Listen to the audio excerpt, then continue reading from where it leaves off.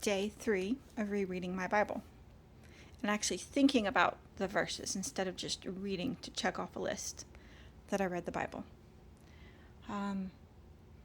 So Genesis 11 stood out to me, where God says, verse 6, the Lord said, if they have begun to do this as one people, all having the same language, then nothing they plan to do will be impossible for them. And that's when he scattered them.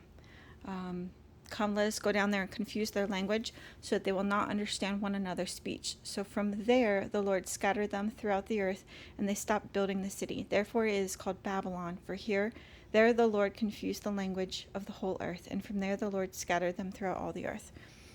So I was a linguistics major, Spanish and French primarily, and I had to write like these linguistic papers in other languages that would trace that language back, certain words and certain sounds back to a certain time in history. So I kind of got a small glimpse into the process of tracing languages back.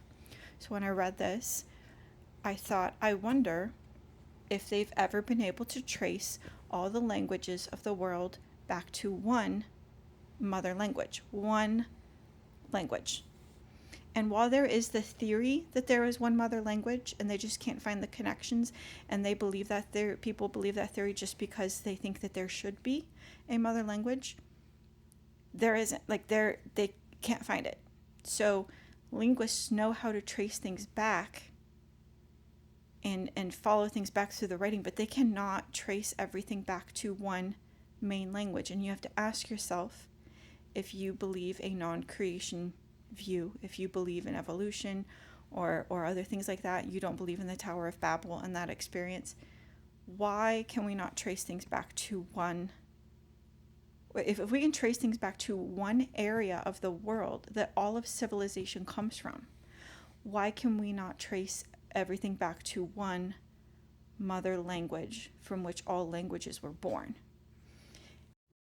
There are actually like 142 language families and 7 major overarching language families, and those language families are vastly different from each other, like entirely different from each other.